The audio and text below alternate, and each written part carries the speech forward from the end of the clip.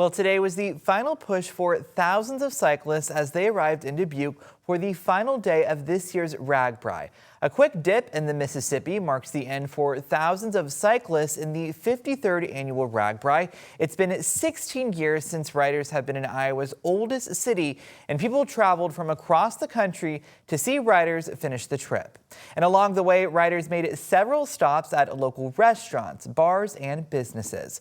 Local 5's Emma Stroner shares how RAGBRAI made a big impact on those owners.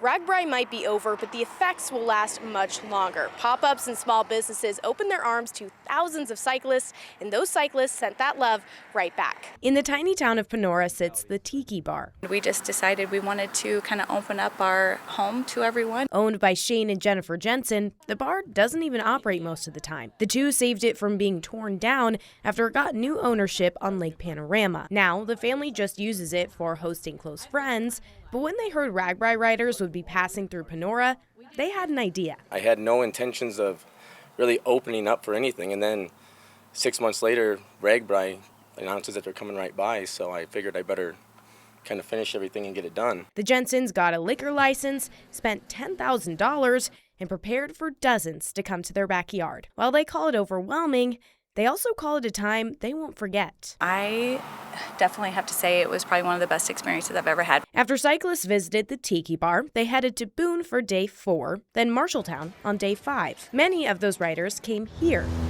Smokin' G's Barbecue. Well, it was pretty exciting. As temperatures cooled down on Thursday, owner Kimberly Gradup says bikers brought their appetites. We knew with the good weather that people were going to eat. People were going to come in, be hungry, be ready to enjoy a meal. But they also brought stories and welcomed Marshalltown just as much as the town welcomed them. I think that people felt very welcome here in Marshalltown, and we had a lot of great feedback from the people that stopped in. So no matter where RAGBRAI riders were along the 2026 route, it was a lot of fun to see everybody roll into town. They had great hosts, and those hosts had great company. Emma Stroner, Local 5 News.